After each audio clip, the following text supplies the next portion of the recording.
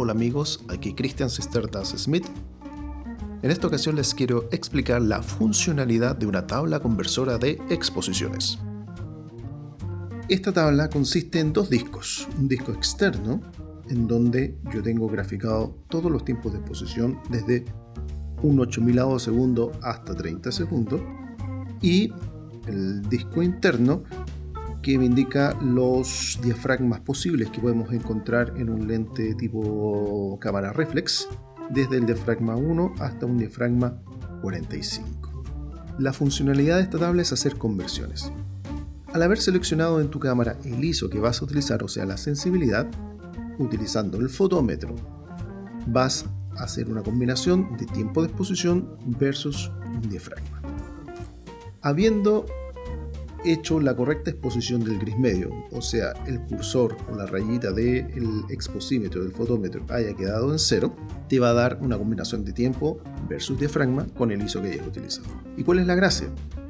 Tú tabulas esa información en tu tabla y todas las combinaciones que quedan son factibles, son posibles de hacer mientras la luz siga siendo la misma. Por ejemplo, yo hago una exposición X, supongamos que medí y me dio un diafragma 8 con un 500, ¿ok?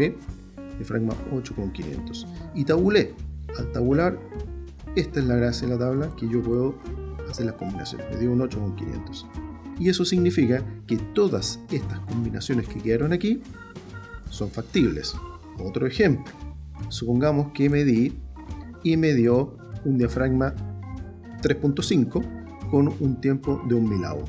Eso significa que todas estas combinaciones que están acá son factibles de hacer mientras la luz sea exactamente la misma, mientras la luz no haya variado. Y obviamente manteniendo el mismo ISO, la misma sensibilidad. ¿Qué utilidad le podemos dar? Por ejemplo, ya sabemos que tú hiciste una medición, mediste el gris medio correctamente y te dio una información de tiempo de exposición versus diafragma dependiendo del ISO y la cantidad de luz que tengas en tu escena. Si yo quiero trabajar con los tiempos de exposición, me remito al disco de acá afuera. Si quiero trabajar, por ejemplo, haciendo un efecto de congelado, me tengo que ir hacia este lado, a las fracciones de segundo, ¿cierto? Al contrario, si yo quiero realizar efectos de movimiento como el barrido o el sugerido, debo remitirme hacia este otro lado, en donde se acerca la exposición más cercana al segundo y sus múltiplos, hasta llegar a 30 segundos, ¿cierto? Si yo quiero obtener un efecto de profundidad de campo, me voy a remitir al disco interno de los diafragmas. Si yo quiero trabajar con una baja profundidad de campo, un foco selectivo, debo remitirme hacia este lado, a los números pequeños. Al contrario, si yo quiero trabajar con una gran profundidad de campo, me voy a remitir a los números altos, o sea, hacia acá. Por lo tanto, si yo mido una sola vez, tabulo mi información aquí en la tabla y tomo la decisión de cuál es el efecto que quiero obtener. Tiempo de exposición congelado hacia acá, barrido sugerido hacia acá, foco selectivo, disco interno hacia acá, gran profundidad de campo hacia acá. Ahora, ojo con el asunto de los diafragmas. Tú tienes que fijarte primero en tu lente cuál es el diafragma más abierto y el diafragma más cerrado que te permite esa óptica. Generalmente los lentes están partiendo más o menos del 2.8 o del 4 o el 5.6 y generalmente están terminando en el 22 o en el 32 o el 36. Esa información tienes que buscarla tú según tu óptica. Por ejemplo, yo hice una medición con mi fotómetro y me dio un tiempo de exposición de un 125avo de segundo con diafragma 8. Entonces lo único que yo tengo que hacer es tabular, es mover los discos hasta que se junte la información. Supongamos que fue esa la información. Entonces, yo quiero hacer un trabajo de profundidad de campo. Y como dato te voy a decir que el diafragma más abierto que me abría mi lente era un 2.8 y el diafragma más cerrado era un 32. Veamos un ejemplo práctico. Medí a través de mi fotómetro y me dijo que la exposición correcta del gris medio era un tiempo de exposición de un 125 de segundo con un diafragma 8. Entonces lo único que yo tengo que hacer es tabular la información. 125 con un diafragma 8. Todas estas combinaciones que quedan aquí son factibles en cuanto a cantidad de luz se refiere, mientras siga habiendo la misma cantidad de luz y mientras obviamente mantengas el mismo ISO, la misma sensibilidad. Supongamos que quiero hacer un trabajo de profundidad de campo. Entonces, yo voy a investigar en mi lente cuál es el diafragma más abierto y el diafragma más cerrado que me lo permite.